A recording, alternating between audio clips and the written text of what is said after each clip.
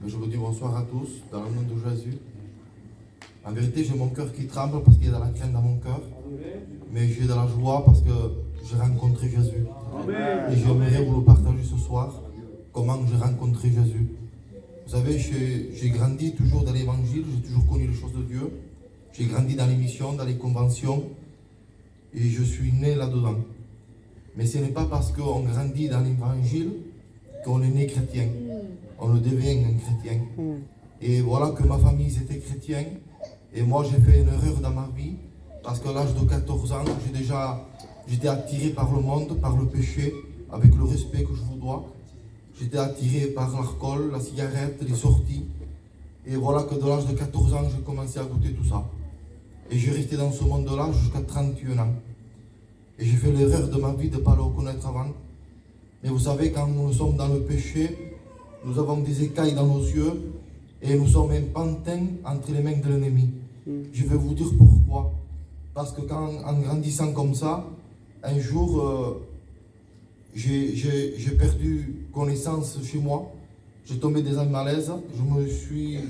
Ils m'ont amené à l'hôpital, à la Péronie. Et là, ils ont fait des examens. Ils ont vu que j'avais un problème du cœur. Et moi, je ne le savais pas. J'étais quelqu'un en pleine santé. Et d'un seul coup, ça s'appelle tout à coup. On tombe par terre et c'est fini. Perte de connaissance. Et les docteurs m'ont dit, monsieur, voilà, vous pouvez faire une fractus. Il faut faire des examens. Et moi, malgré avec tout ça, c'est pour ça que je vous disais que nous sommes un pantin et nous avons des écailles devant nos yeux. Parce qu'en sortant de l'hôpital, ils m'ont mis un appareil pour enregistrer mon cœur, pour voir le problème que j'avais pendant 48 heures. Vous savez qu'est-ce que j'ai fait? Eh bien, moi, j'ai sorti, j'ai été dans un bar et je me suis saoulé. Et je pouvais perdre ma vie, mourir sans Dieu. Et vous savez, quand on grandit dans l'évangile, il y a la semence qui a été jetée. Il y avait la pensée de l'éternité qui était là. Quand je me couchais avec le respect que je vous dois, il y avait la pensée de l'éternité. Tu sais si tu meurs ou si je reviens, où tu vas? Je me répondais tout seul. Je me disais, oui, je suis perdu. Mais pourquoi tu n'allais pas à la réunion, tu peux te dire? Eh bien, moi, je me disais, je faisais comme Lot. Je regardais en arrière. Je ne voulais pas délaisser tout ce que je possédais. Pourquoi? J'avais la cigarette. J'étais tenu par ça, par l'alcool, par des faux papiers, fausse pension, parents isolés. Comment je ferais? Je comptais sur moi-même. Ça, pour moi, c'était Goliath. Impossible. Comment je ferais pour me mettre en règle, pour faire tout ça?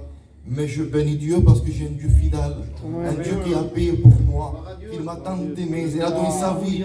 Et là, l'amour de Dieu, moi qui j'arrivais plus à rentrer dans une réunion. J'ai resté 4 ou 5 ans sans mettre un pied dans une réunion. Pourquoi? Parce que je ne voulais pas changer de vie. Mais je bénis Dieu parce que l'amour de Dieu m'a attiré dans cette réunion-là.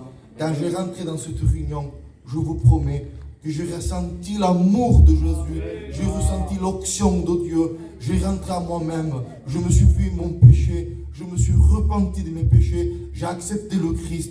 Depuis ce jour-là, il a bouleversé ma vie, il a changé ma vie, je n'ai plus envie de fumer, plus envie de sortir, plus envie du péché, plus envie de mentir, plus envie de ce goût du monde. Il a converti mon foyer.